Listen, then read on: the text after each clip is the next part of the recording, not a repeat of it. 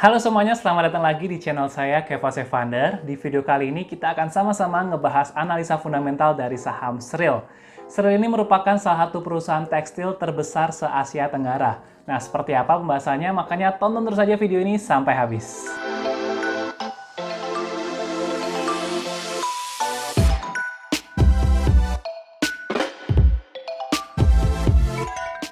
Oke, pertama-tama kita akan mulai terlebih dahulu dari sisi pendapatannya. Terlihat dari 2015, pendapatan Sril terus mengalami pertumbuhan dengan rata-rata kenaikan sebesar 17,4% per tahun. Dan 2019 kemarin mencatatkan pertumbuhan sebesar 14,3%. Menurut saya, pertumbuhan pendapatan Sril ini boleh dibilang sangat baik, masih double digit dan terus konsisten naik juga. Begitu juga kalau kita langsung lihat ke bagian net profitnya, di mana kalau kita lihat, ternyata net profitnya juga terus mengalami peningkatan yang konsisten, dengan rata-rata pertumbuhan sebesar 12% per tahun. Dan 2019 kemarin kenaikannya lumayan tipis ya, sebesar 3,7% saja. But ya, untungnya masih naik.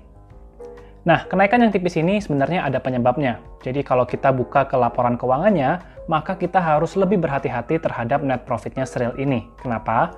Karena di 2018, net profitnya mengalami peningkatan yang sangat pesat diakibatkan adanya pendapatan lain-lain, yaitu berupa negatif goodwill.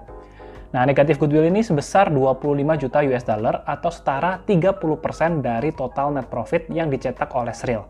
Nah, ini menyebabkan di 2018 kemarin itu net profitnya Sril melonjak cukup tinggi ya. Malah kalau tanpa adanya negatif goodwill ini, sebenarnya net profitnya Sril ini justru mengalami penurunan. Nah, lalu negatif goodwill ini apa sih? Jadi saya akan coba ceritakan sedikit ya. Di 2018 kemarin, Sril ada melakukan akuisisi ke dua perusahaan, yaitu PT Primayuda dan PT Bitratex. Nah, pada saat Sril melakukan akuisisi kedua perusahaan ini, para penilai itu menilai bahwa nilai buku aset bersih kedua perusahaan itu harusnya sekitar 109 juta US dollar. Nah, akan tetapi karena mungkin ada faktor negosiasi ya, Sril ini membeli dua perusahaan tersebut dengan harga senilai 85 juta US dollar saja. Sehingga ibarat kayak kita membeli barang ya di harga yang diskon, diskonnya itu kurang lebih sebesar 24 juta US dollar. Nah, diskon ini itu dianggap sama manajemen Sril sebagai keuntungan perusahaan. Makanya dicatat di bagian income statement-nya Sril di tahun 2018 kemarin. Cuma seperti yang kita tahu ya, bahwa waktu kita menemukan hal-hal seperti ini, kita harus lebih berhati-hati karena hal seperti ini sifatnya hanya akan kejadian satu kali saja. Nah, itu kejadian luar biasa di tahun 2018. Di 2019 juga sebenarnya ada kejadian luar biasa di perusahaan ini, yaitu ada kejadian kebakaran gudang. Nah, kebakaran gudang ini ternyata memberikan keuntungan bagi Sril. Nah, kok bisa? Jadi kalau kita lihat dengan adanya kebakaran, Sril itu mengalami kerugian pada sisi persediaan dan aset tetap yang terbakar. Itu kalau dijumlah nilai kerugiannya sebesar sekitar 34 juta US dollar. Tapi untungnya, Sril ini melakukan asuransi terhadap aset-asetnya, sehingga bisa diklaim kerugian atas kebakarannya. Dan saya juga nggak tahu jelas kenapa ya, tapi total nilai yang diklaim oleh Sril itu sebesar 36 juta US dollar. Itu artinya ada surplus 2 juta akibat adanya kejadian kebakaran ini. Well, sebenarnya angka 2 juta US dollar ini cukup kecil sih pengaruhnya, karena total keuntungannya Sril aja bisa mencapai 87 juta US dollar. Jadi meskipun ada penghasilan lain-lain di 2018 yang cukup menambah nilai net profitnya Sril, tapi net profitnya 2019-nya Sril ini tetap mengalami kenaikan. Jadi ini merupakan catatan yang baik untuk Sril di 2019 kemarin. Nah, biar nggak bingung karena ada kejadian luar biasa seperti ini, makanya kita juga perlu melihat dari sisi operating profitnya. Nah, kalau kita lihat ternyata memang kinerja operating profitnya Sril itu juga masih terus meningkat. Dan 2019 kemarin, kenaikan operating profitnya ini mengalami pertumbuhan yang cukup pesat sebesar 31%. Dengan rata-rata kenaikan sebesar 16% per tahun selama 5 tahun terakhir. Di 2018 kemarin, ketika ada negatif goodwill, kinerja operating profitnya juga ternyata masih bisa naik tipis ya. Jadi, dengan mengesampingkan pendapatan lain-lain yang sifatnya hanya one-time event saja, kinerja Sril ini boleh dibilang masih bertumbuh dengan baik selama 5 tahun terakhir. Dan khususnya di 2019 kemarin itu kinerjanya memang sangat baik. Nah, berikutnya kita juga mau melihat breakdown dari pendapatannya Sril ini. Kalau di breakdown berdasarkan jenis produk yang dijual, maka pendapatan Sril bisa dibagi ke dalam 4 kategori, yaitu spinning atau pemintalan benang, weaving atau kain mentah, finishing atau kain jadi, dan garment atau konveksi. Nah, berdasarkan kontribusi penjualannya, benang itu merupakan penyumbang terbesar sebesar 41%. Kemudian ada garment dan kain jadi, itu masing-masing menyumbang 27 dan 26%. Dan paling kecil ternyata dari segmen kain mentah. Nah, di sini yang menarik dari Srill, di mana kategori produknya itu merupakan vertical integration ya, di mana dari bahan mentah itu diproses atau dibuat produk turunannya terus-menerus hingga menjadi pakaian jadi. Nah, seperti yang teman-teman mungkin tahu, margin keuntungan dari barang jadi itu harusnya lebih tinggi dibandingkan kalau kita menjual barang-barang mentahnya saja. That's why kita bisa lihat dari gross profit margin per masing-masing segmen ini terlihat sesuai dengan teori nih, di mana barang yang paling mentah itu memiliki margin keuntungan yang paling kecil. Ya, dari benang dengan margin kotor sebesar 10%, kemudian diolah menjadi kain mentah yang punya margin 15%-an. Kemudian diolah lagi menjadi kain jadi yang memiliki margin sebesar 24%, dan kalau diolah jadi garment, margin kotornya semakin besar menjadi 30%-an. Dengan begitu, maka kalau kita lihat dari kontribusi laba kotornya, maka porsinya terjadi pembalikan, di mana garment yang menjadi penyumbang terbesar terhadap laba kotornya sebesar 41%. Kemudian diikuti finishing sebesar 32%, dan benang yang penyumbang revenue terbesar justru berada di posisi ketiga dengan porsi sebesar 22%. Dan kain mentah, ya karena memang porsi revenue-nya juga sudah sangat kecil, maka porsi gross profit-nya juga yang paling kecil lagi. Nah, yang menariknya lagi dari sini adalah porsi gross profit untuk segmen garment ini terus meningkat. Dari 33% di 2015, sekarang ini bisa mencapai 41% di tahun 2019. Which is ini menjadi good point sekali lagi untuk Srill, karena segmen garment ini menyumbang margin kotor yang paling tinggi untuk Srill dan sekarang porsinya juga terus bertumbuh. Selain dari jenis produknya, pendapatan Srill juga bisa dibagi menjadi dua berdasarkan penjualan ekspor atau penjualan domestik. Singkat saja, porsi penjualan Srill ini mayoritas ekspor, dan porsi ekspornya ini juga terus mengalami peningkatan sejak 2015, di mana 2015 ekspornya itu hanya 48%, dan kini di 2019 mencapai 60%. Dan kalau kita lihat lagi untuk masing-masing daerah geografis ini, baik penjualan lokal maupun penjualan ekspor, revenue-nya juga konsisten masih bertumbuh. Ini good point karena dua segmen area ini masih terus bertumbuh ya, dan kalau kita lihat pertumbuhan ekspornya pun juga lebih cepat dibandingkan pertumbuhan domestiknya. Next, kita mau lihat dari sisi balance sheet-nya. Dari sisi balance sheet, pertama kita bisa melihat bahwa aset Srill ini terus mengalami pertumbuhan secara konsisten. Nah, tapi biasanya yang orang-orang sering khawatirkan tentang saham Srill ini adalah porsi liabilitas yang jauh lebih besar dibandingkan dengan ekuitasnya Srill.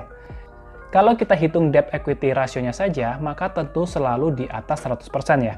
Dan kalau kita hitung hanya memperhitungkan liabilitas yang berbunga saja, ternyata rasionya juga tetap tinggi.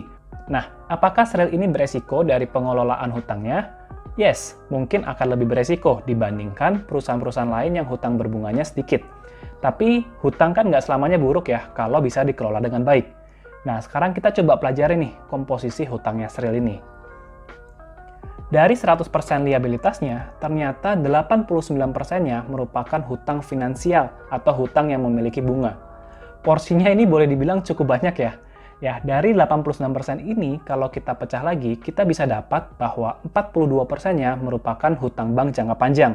Kemudian dengan porsi yang mirip sebesar 41%, itu merupakan hutang wesel bayar atau notes payable. Jadi boleh dikatakan 80% hutangnya Srill ini didominasi oleh dua tipe hutang ini ya. Nah, jadi kita akan lebih fokus untuk memperhatikan dua pinjaman ini. Untuk hutang bank jangka panjang, di 2019 kemarin Srill baru saja mendapatkan pinjaman sindikasi dari beberapa bank. Fasilitas pinjaman ini memiliki bunga sebesar 2,5% ditambah 1 bulan LIBOR dan 2,9% plus 1 bulan LIBOR. LIBOR ini merupakan suku bunga acuan untuk pinjaman US dollar yang nilainya bisa berfluktuasi mengikuti suku bunga acuan ya. Berikutnya, untuk hutang notes payable ini mirip seperti obligasi lah kalau boleh dibilang, di mana anak perusahaan Srill itu mengeluarkan surat hutang dengan kupon sebesar 6,875%, dan Srill sendiri juga mengeluarkan notes payable dengan bunga sebesar 7,25%. Lantas, apakah hutang ini berbahaya untuk Srill? Salah satu cara saya untuk mengetahui bahwa hutangnya ini beresiko tinggi atau tidak, yaitu dengan cara membandingkan bunga dari hutang dengan kemampuan Srill mencetak laba operasi dari asetnya. Nah, di sini saya akan gunakan rasio return on capital, dan kalau saya hitung, nilai ROC-nya Srill ini sebesar 13% untuk tahun 2019. Nah, menurut saya, hutang yang baik itu adalah hutang yang bisa menghasilkan keuntungan yang jauh lebih banyak dibandingkan beban bunga pinjamannya.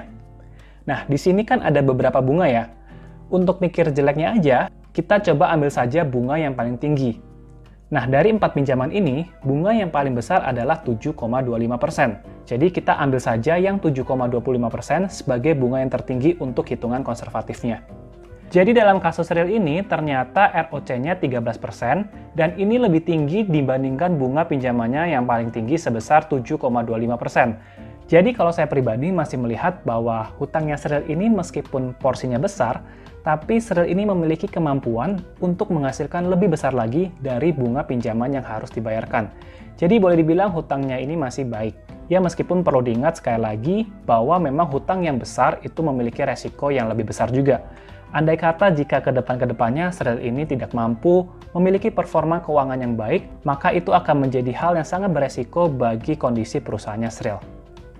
Sebenarnya ada cara lain juga untuk mengetahui apakah bunganya ini berbahaya atau enggak, salah satunya dengan rasio interest coverage.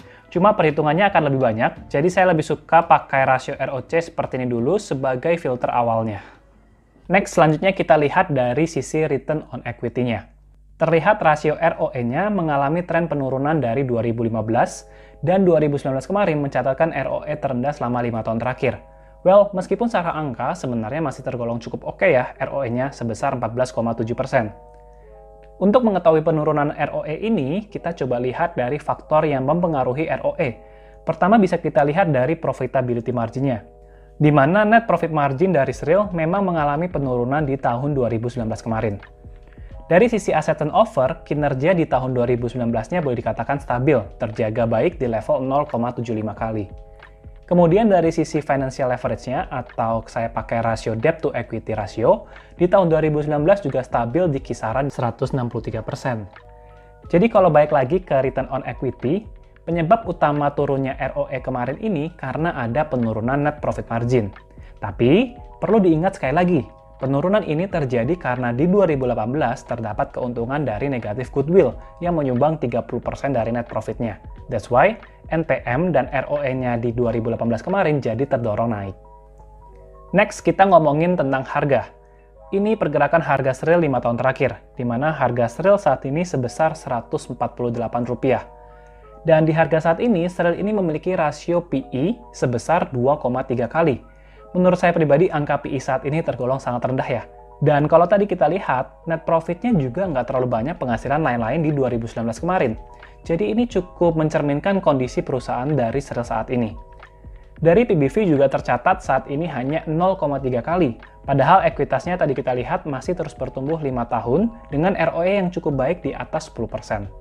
Dilihat dari rata-rata PI dan PB 5 tahunannya, saat ini pun PI dan PB-nya juga sedang berada di bawah minus 2 standar deviasinya.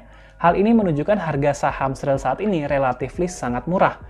Dilihat dari dua metode ini, Sril menawarkan potensi return yang cukup tinggi, yakni sebesar 170% apabila bisa ke PI rata-rata 5 tahunannya yang sebesar 6,3 kali. Well, sekali lagi, angka 6,3 kali ini saja menurut saya masih tergolong harga yang murah, ya dimana secara teori banyak orang mengatakan kan di bawah 10 atau di bawah 7. Dan potensi kenaikan berikutnya itu bisa hampir 300% jika bisa kembali ke PBV rata-ratanya yang sebesar 1,2 kali. Angka 1,2 kali ini juga menurut saya masih tergolong harga yang wajar. Nah, dengan catatan kalau kalian meyakini adanya potensi ini, kalian juga harus yakin nih dengan kinerja Sril yang masih bisa terus bertumbuh untuk tahun-tahun ke depannya. Nah, menurut kalian sendiri gimana? Apakah harga Sril ini sudah sangat menarik atau belum? Nah, itu tadi dia sedikit analisa saya tentang saham Sril. Ada beberapa poin yang saya mau highlight sekali lagi. Kalau saya lihat dari revenue, operating profit, dan net profit, ini Sril ini mencatatkan kinerja yang sangat baik selama 5 tahun terakhir. Karena 5 tahun terakhir perusahaan ini masih konsisten untuk bertumbuh. Nah, tapi ada hal yang memang tidak terlalu bagus ya dari sisi profitability marginnya. Terlihat dari net profit margin, dan kemudian juga ada return on equity. Secara 5 tahun terakhir ini, kedua rasio ini mengalami tren yang menurun terus. Nah, biasanya saham-saham yang ROE-nya turun menerus, itu biasanya harga sahamnya juga dinilai kurang bagus. Nah, poin berikutnya dari sisi liabilitas, memang liabilitasnya Sril ini cukup sedikit ngeri-ngeri sedap ya, karena jumlahnya sangat besar sekali. Dan bahkan kalau kita memang sudah keluarkan hutang berbunganya saja, memang porsinya pun juga jauh lebih besar dibandingkan jumlah ekuitasnya. Tapi kan kita juga mau secara objektif melihat apakah memang hutangnya ini bermanfaat atau tidak bagi profitabilitasnya Sril. Dan kalau tadi saya coba hitung dengan cara saya, memang Sril ini masih memiliki kemampuan untuk menghasilkan laba yang lebih tinggi dibandingkan bunga pinjamannya. Nah, jadi memang Sril ini seharusnya memiliki kemampuan ya untuk mengembalikan semua hutang-hutang pinjamannya. Nah, tapi memang karena bisnis itu tidak menentu ya, seperti misalnya tahun 2020 ini, banyak sekali bisnis-bisnis yang terkena hantaman karena akibat pandemik ini, di mana bisnis-bisnis banyak yang profitabilitasnya mengalami penurunan yang drastis. Nah, apabila nih ke depan-kedepannya Sril ini juga mengalami gangguan-gangguan pandemik seperti ini, dan perusahaannya juga tidak bisa menghasilkan profitability yang tinggi lagi, maka hutangnya ini akan menjadi sangat berbahaya banget bagi Sril. Tapi kalau Sril ini masih bisa melewati setiap pandemik ini dengan kondisi profitability yang juga masih baik, maka seharusnya tidak ada masalah meskipun jumlah hutangnya jauh lebih besar dibandingkan ekuitasnya. Berikutnya dari sisi jenis bisnisnya, saya cukup suka sekali dengan saham Sril ini. Kenapa? Karena bisnis ini memiliki vertical integration yang cukup kuat sekali ya menurut saya. Meskipun memang bahan mentahnya masih mengambil dari luar sepertinya, tapi begitu bahan mentah ini diolah, semua olahannya ini menjadi produk turunan dari Sril. Mulai dari benang, kemudian kain setengah jadi, kemudian kain jadi, kemudian sampai garment atau konveksinya. Itu semua dilakukan oleh Sril. Nah, ini menurut saya vertical integration yang sangat baik. Poin plus lain dari Sril ini adalah Sril ini memiliki klien, yaitu tentara-tentara di Eropa. Jadi Sril ini memproduksi baju-baju tentara militer untuk negara-negara di Eropa dan juga di negara kita sendiri. Nah, menurut saya untuk bisa memproduksi pakaian militer, itu seharusnya kualitas operasionalnya Sril itu memang sudah sangat baik sekali. Karena untuk memproduksi baju militer itu pasti standar-standarnya sangat ketat ya. Dan Sril ini mampu untuk menjawab setiap standar-standar yang sangat ketat itu. Nah, jadi secara kualitas operasional menurut saya sih perusahaan Sril ini nggak perlu diragukan lagi. Kenapa? Karena negara-negara Eropa pun sudah mempercayai Sril untuk memproduksi baju-baju tentara mereka. Poin berikutnya dari sisi harga, memang dengan kualitas fundamental yang boleh dikatakan menurut saya sih baik ya. Tapi dengan harga yang saat ini tuh boleh dikatakan terlalu murah lah untuk Sril. Ya, dengan PI cuma 2,3 kali, PBV juga cuma 0,3 kali, menurut saya harga Sril ini seharusnya bisa dihargain jauh lebih mahal dibandingkan harga saat ini. Nah, tapi memang investor kan melihat ke depannya, apakah ke depannya perusahaan Sril ini mampu meningkatkan kembali setiap aspek-aspek bisnisnya. Nah, itu terserah kalian menilainya seperti apa. Nah, itu tadi dia pembahasan saya tentang saham Sril. Thank you banget buat teman-teman yang sudah menonton. Semoga video ini bisa menambah ide dan inspirasi buat kalian semua. Sekali lagi, video ini bukan rekomendasi untuk menjual atau membeli suatu saham, jadi silakan kalian lakukan analisa kalian sendiri juga. Terima kasih teman-teman, sampai jumpa di video-video yang berikutnya.